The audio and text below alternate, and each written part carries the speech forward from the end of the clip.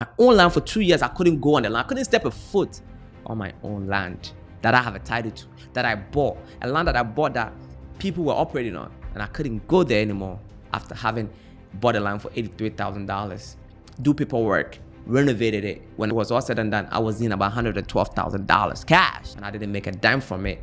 And this person took me to court. How painful is that? A young guy that just moved into the country, try to do something good, try to do something to benefit the community. The selfish person think about just his pocket, took me through this hell. And thank God I have the mental fortitude, and I was able to withstand the agony that came with it, this pain, mental pain. Hello guys, welcome to the channel. So in this video, we're going to dive into my court case, right? It is finally over. Finally over. I actually have a judgment. But a little background here, right? I'm a young entrepreneur, Ghanaian American, living in the United States for a long time. From age 14 to 27, I moved back. 13 years, I was in New York, being in the military, the US Navy, did my undergrad master's in accounting. And then I decided to come back to my homeland country, Ghana, to create businesses, right? One of the businesses that I wanted to create, the first one actually, was a gym, right? The idea was a gym.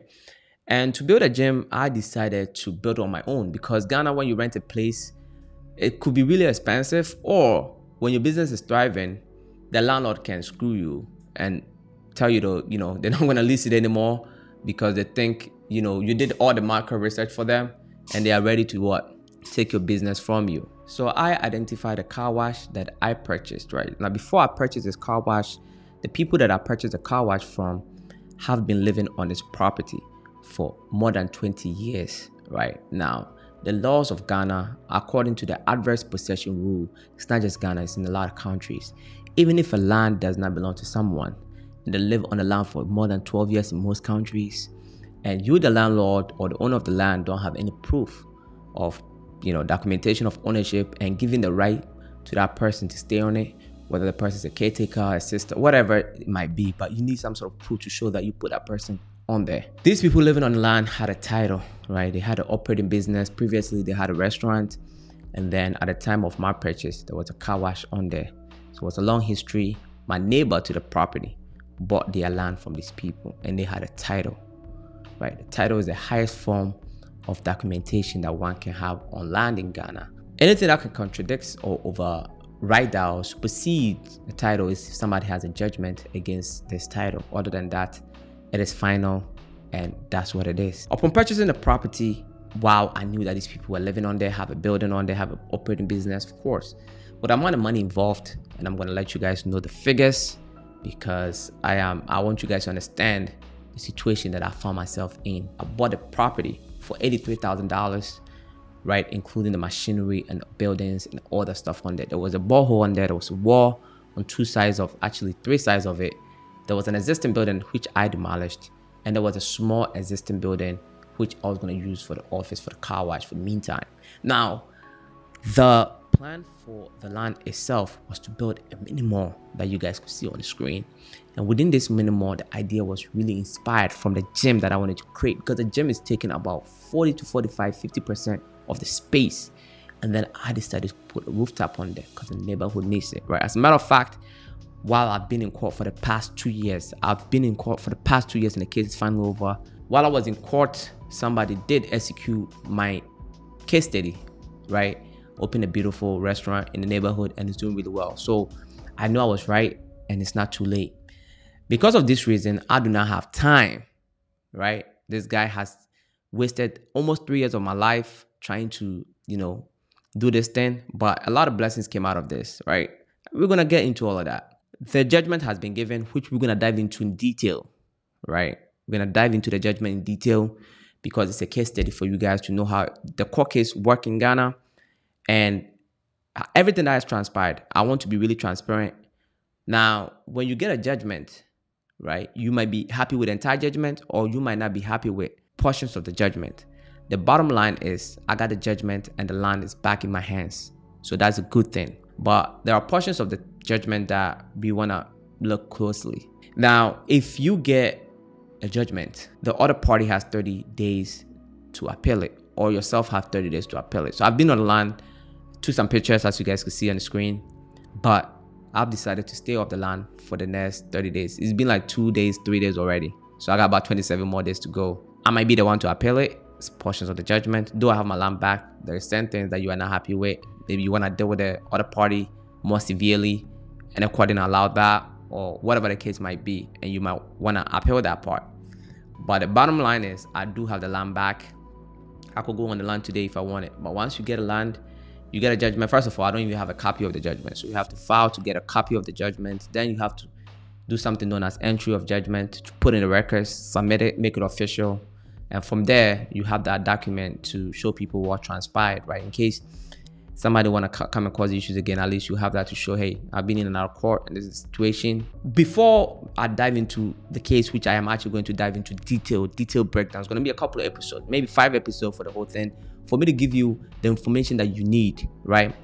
One thing I want you to know is there is law and order in Ghana that no judge can help you out with. No matter how much money you want to bribe the person with, they can't help you, because it does not end with a trial court, right? Or the high court. It doesn't end there. It goes to appeal and then the Supreme Court. So whatever decision the judge makes is not finite, right? Because of that, judges are not stupid, right? If they want to help you, they'll help you where they can. But they're not going to help you when everybody with a reasonable, brain can tell that this is obviously wrong. They're not going to do that because it's about reputation and whatnot. They can help you to delay here and there, but they're not going to help you.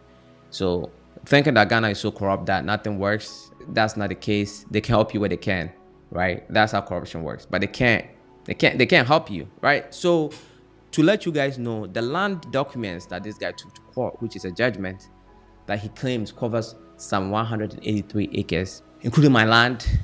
We did something known as composite plan. A composite plan is when they put 2 lands together and superimpose it and see if that land is the same land we're talking about, or if my land falls within that judgment that this guy is holding. Before the guy took me to court, when he was bothering me on the land, the first thing I did was to do an independent composite plan. And I realized this judgment that this guy is holding, first of all, has been appealed against at the Supreme Court, right? So the judgment he's holding is still in court. And secondly, he has never done the necessary things. He hasn't taken the necessary procedures. He hasn't filed judgment of entry. He hasn't taken his documents to the Land Commission. He hasn't done anything. That makes me an innocent purchaser, right? Or bona fide purchaser. It's a law in Ghana that if you're an innocent party who did your research, you did everything, and nothing could have proved that the land belonged to somebody when you bought it at the time of buying, because this guy didn't do what he was supposed to do. Anyways, none of that came to play because my land was clearly outside of this guy's land. Now, when you go to court, he submitted his site plan with a judgment. I submitted my site plan with my title. And then on top of it, we have to come on the ground and show the land. When he came on the ground, he showed the land from my land. And it shows that the site plan that came out of that is totally different from his judgment. So he was trying to lie to take my land. And I'm going to read the judgment to you guys when the time gets there. To make a long story short, my land was completely outside of this guy's land, and he does not have a case to begin with. But he wasted 2 years of my freaking time, and the case is finally over. They did not give me the damages that I deserve, right? So I have my land, but I do not have the damages that I deserve. And I want to be patient and get a judgment so I can dive into this, yeah? So I can dive into it in detail, right? I'm going to dive into what happened with the witness statements, blah, blah, the lies. I'm going to expose all of it. Where are we now? I'm super grateful for the experience. I got my PhD in land. I've been through it. I didn't know what, composite plan is, supposed this, bona fide purchaser, adverse possession rule. I didn't know any of this. But now I emerge triumphant. I emerge as a very knowledgeable person on land in Ghana. And in the course of doing that, I have used that knowledge to help more than 50 people purchase land in Ghana. Some of them have already built their houses and roofed it. So it's quite fulfilling that my ordeal, my struggles, I was able to, get some positive stuff out of it. So even if I do not get the damages that I deserve, which was not awarded to me by the court, I'm just going to take my L, get my land back, and, get the ball rolling. But we do want to get our hands on the judgment since it was just read out and analyze it closely, see what we can do. But I'm not worried so much about it. I wanted to punish this guy, but my mother didn't want me to go for the money. My wife didn't want me to go for the money because it could be dangerous, but I'm stubborn. And if I was awarded the money, I was going to go for it hard. So we're gonna look into that. While this was going on, there's something known as allodial owners, right? So allodial owner is a large source of land search in Ghana. These are the chiefs and the stools and the family or government, whatever, right? But this is the origination of it. These people settled on there. After God, it was them, right? After God, it was them. Before God created this land, they were the first family, chiefs to lay their eyes on it. So the land belongs to them, and all people buying land in that area traces back to them.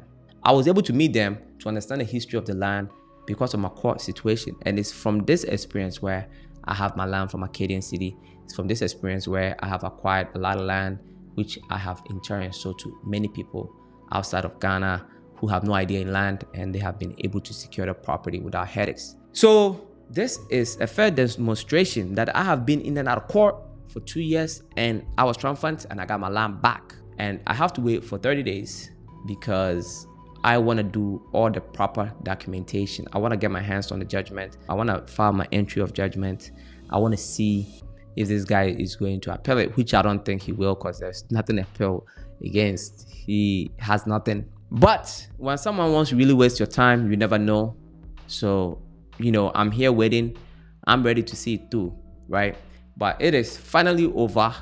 And like I said, I'm going to get my hands on the judgment and we're going to dive into it in detail.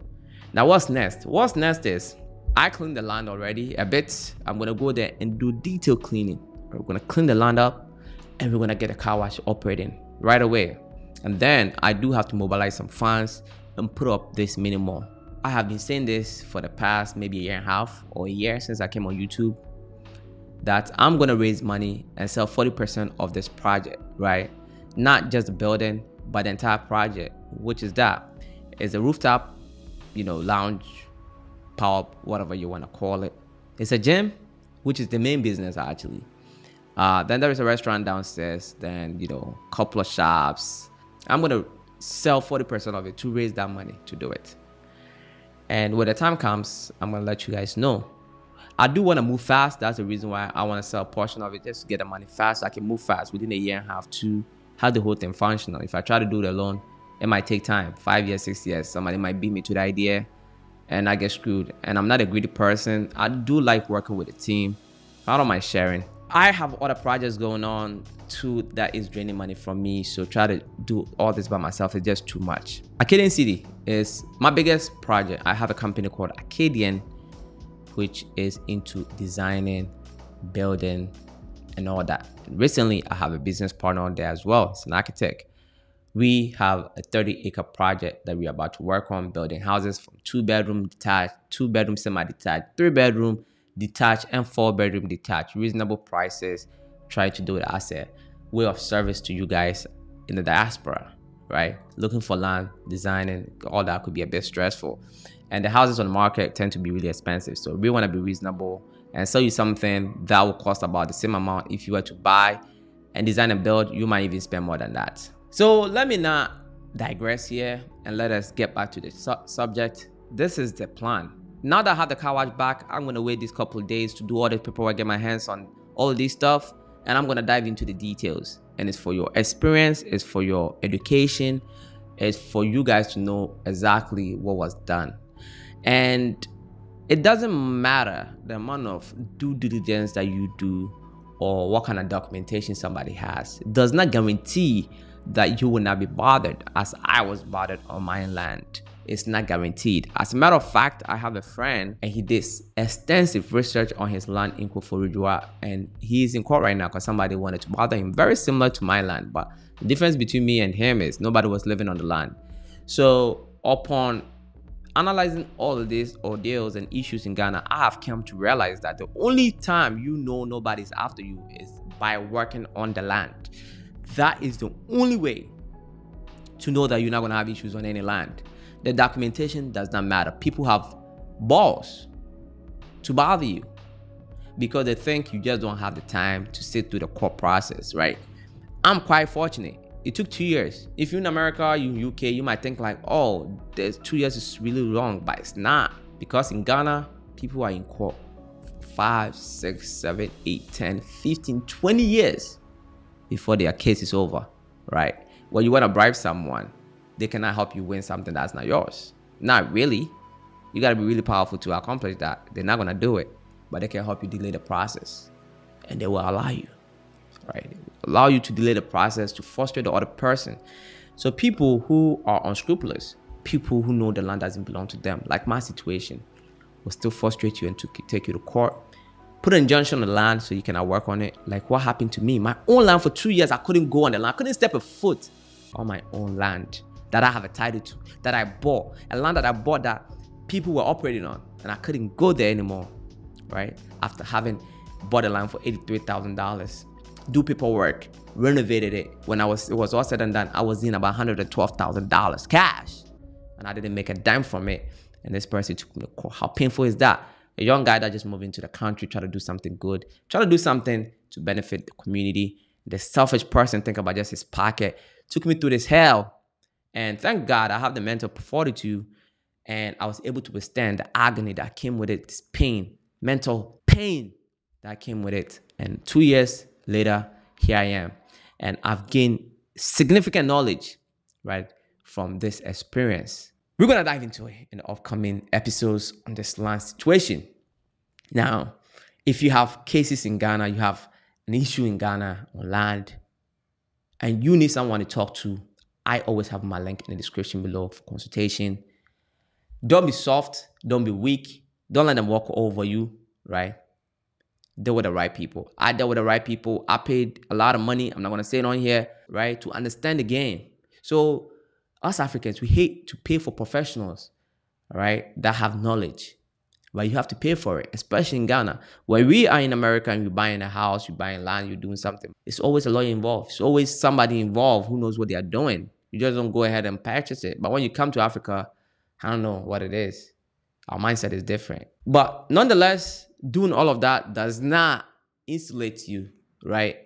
It does not insulate you from, somebody coming to bother you, right? Because from the jump, I was with a lawyer from the jump to do this thing. And somebody still showed up and tried to cause a lot of issues. And the issue go really deep. It started with the local police, then I took them on to the headquarters, and then blah, blah, blah. Then I ended up in court, right?